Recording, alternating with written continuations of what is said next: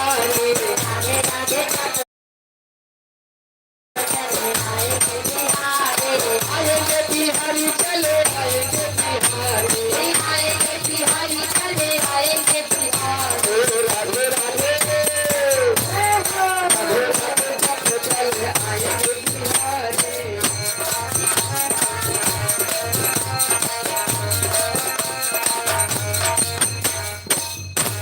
बोले गोविंद भगवान की, अपने अपने गुरु महाराज की, अपने अपने माता पिता की। अब हमारा मन और वाणी पवित्र हो गई है। अब हम कुछ कहने और करने योगी हुए हैं। तो सभी भक्त ध्यान से कथा सुनेंगे। इधर महाराज उग्रसेन के महारानी का नाम क्या था? अभी कथा में क्या सुना आप लोग? क्या नाम था महारानी का? देखो, एक कान से दूसरे कान से कहा नाम रहा कलचित महाराज? पवन रेखा। बड़े ध्यान से कथा सुनो। पवन रेखा नाम था। वैसे ज्यादातर लोग होते हैं कि एक कान से सुने दूसरे कान से निकाल दे, और तो वही बात हो गई कि जब तक सुनो और सब पल्ला झाड़ करके चले जाओ और महाराज जी ले जाए दूसरे गांव जाए कहे जाए, है ना। कथा ध्यान पूर्वक सुना जाता है। घर तक लेकर के जाओ, टोला मोहल्ला बांटो, कथा खूब वितरण करो, बहुत फायदा होगा। तो महाराज उग्रसेन की महारानी पवन रेखा के द्वारा एक पुत्र की प्राप्ति हुई, जिसका नारद जी ने नाम रखा कंस। अच्छा, उसका कंस क्यों नाम रखा? उसका कंस नाम इसलिए रखा गया कि वो महाराज उग्रसेन का अंश नहीं है। अभी कथा में आप लोगों ने सुना है कि वो जब दुर्मलिक राक्षस महारानी पवन रेखा बगीचे में भ्रमण के लिए गई थी तो छल लिया था। तो दुर्मलिक राक्षस के द्वारा वो जन्मा है, महाराज उग्रसेन का अंश ना हो करके, इसीलिए उसका नाम कंस रखा गया।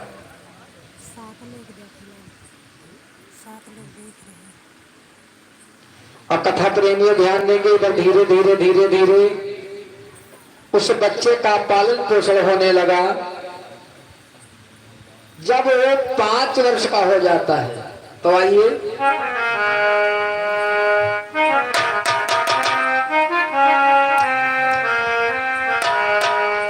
था जब बड़ा बालकन संगा,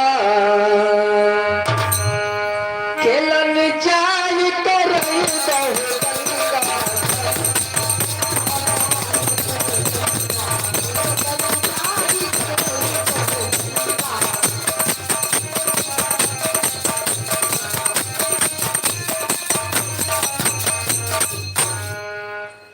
जब बड़ा बालकन संगा, और खेलन जाए करे बहु दंगा। बच्चों के साथ में जब खेलने जाता है ना तो लड़ाई झगड़ा करता है, चोरी करता है, तुरंत मारपीट कर देता है। वैसे वीर भी है वो, इतना वीर है वो बालक, किसी किसी बच्चे को उठा करके पटक देता है, वो बालक तुरंत स्विच ऑफ हो जाता है हमेशा के लिए, इतना वीर है वो। अच्छा, वह सब वहां की नारियां उनके माता पिता महाराज उग्रसेन के पास हो रहे ना लेकर के आती हैं कि तुम्हारे इतने का पड़ा इसी मॉडल में वीवो आईफोन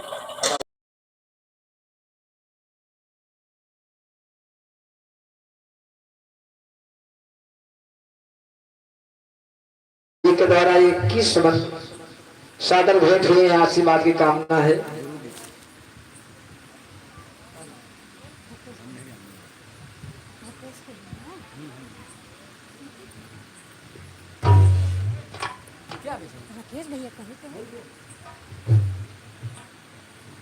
कथा प्रेमियों ध्यान देंगे।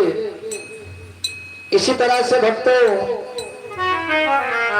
महाराज उग्रसेन बहुत परेशान होते हैं, लेकिन कर क्या सकते हैं, क्योंकि एक कहावत कही गई है कि संसार में तुम्हारी जीत हो जाएगी, लेकिन अपने से लोग हार जाते हैं। कि अपनों ने लूटा गैरों में कहां दम था, हड्डी वहां टूटी जहां अस्पताल बिल्कुल बंद था। हमारे राजेश भैया एक की सुमनदार भैया से बात की कामना है। यानी कहने का मतलब अपनों से सब हार जाते हैं। महाराज उग्रसेन के पास वो रहने आते हैं और जितना महाराज उग्रसेन उस बालक को समझाने का प्रयास करते हैं, उससे ज्यादा वो बिगड़ता चला जाता है, उससे ज्यादा बिगड़ रहा है। एक दिन और कंस अपने साथियों को ले लिया,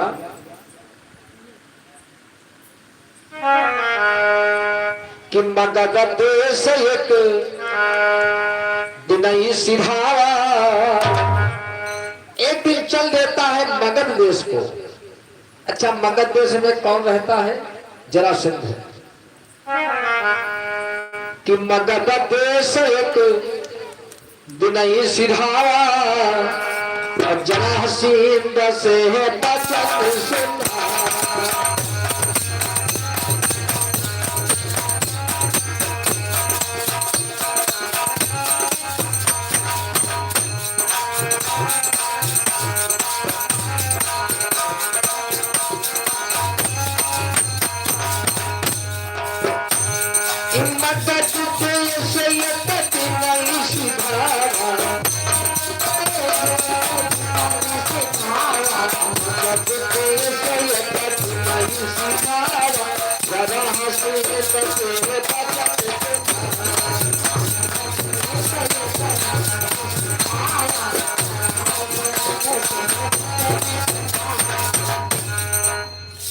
जरासंध के पास उन दिनों दो लड़कियां बड़ी सुंदर हैं जरासंध के पास, और इधर कंस जैसे उन दोनों लड़कियों को देखा और जरासंध से जाकर के कहने लगा कि आप इन दोनों सुकुमारियों का विवाह हमारे साथ कर दो, अच्छा रहेगा।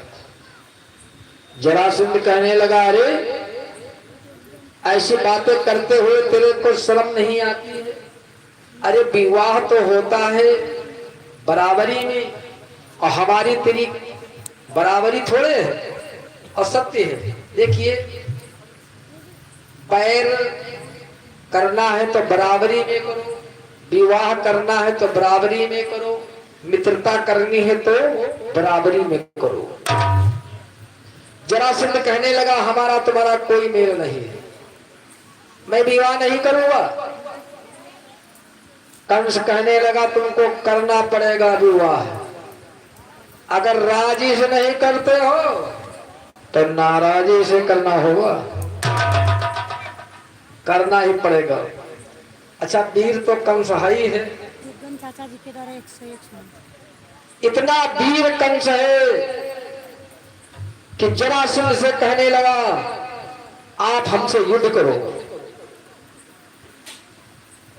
अब दोनों में युद्ध प्रारंभ हो जाता है। जब युद्ध होने लगा, अंत में जरासंध कंस से हार गया। जब हार गया जरासंध तो अपने मन में विचार करने लगा कि वैसे वास्तविक ये एक वीर है और इतना बहादुर है, इतना बलशाली है, तो अपने बेटियों का विवाह कर देने में कोई हर्ज नहीं है। कहा, ठीक है, मैं अपने कुमारियों का विवाह करने के लिए तैयार हूं। जरासंध ने कहा, लेकिन शर्त एक और है, हमारे पास एक हाथी है, यानी विशेष हाथी। हाथी तो बहुत है, लेकिन एक विशेष हाथी है जिस हाथी का नाम कुबलिया था। कहा हमारे हाथी को रणभूमि में लड़ते लड़ते पछाड़ दो, जब हमारा हाथी पराजित हो जाए हम प्रसन्न होकर के अपने पुत्रियों का विवाह तुम्हारे साथ कर देंगे। कंस ने कहा ठीक है भैया, क्या था, फिर होने लगा। अंत में हाथी को भी जरासंध का जो हाथी था कंस ने पछाड़ दिया। उसी समय बड़े प्रसन्न होकर के जरासंध अपने कुमारियों का विवाह कंस के साथ में किया और बहुत सा धन दौलत दान में दिया। न जाने कितने हाथी, न जाने कितने घोड़े, वस्त्र, अन्न, सोना, बहुत दान देता है। यहां तक कि जो कुबलिया हाथी था वो भी दान में दे दिया, इसे भी ले लो। इधर कंस उसी समय आता है और अपने नगर में रहने लगा। और हमारे जुग्गन भैया जी फतेहपुर से 101 सुमन भगवान के चरणों में सादर भेंट है, आशीर्वाद की कामना है। भगवान भंडार भरा रखे, बजरंग बली रक्षा करे। इसी तरह से जब कंस अब रहता है और धीरे धीरे धीरे धीरे कुछ दिन और बीत जाते हैं और महाराज उग्रसेन उसके कारनामे देख देख करके बहुत हैरान रहते हैं। वहां की नारियां अपना अपना घड़ा लेकर के यमुना में जल लेने जाती हैं, उनको परेशान करता है, उनके घड़ों को छोड़ देता है। वैसे जिसका जो स्वभाव होता है ना, उसकी जो आदत है तो वही करेगा, उसको कितना भी समझाया जाए। एक कहावत कही गई है कि सांप को आप कितना भी दूध पिलाइएगा लेकिन वो अमृत नहीं निकाल सकता है, वो विष ही निकाल सकता है। कंस का ऐसा स्वभाव ही है बचपन से कि फोरई घड़ा भरत जल देखे और भुजबल नयन न काहू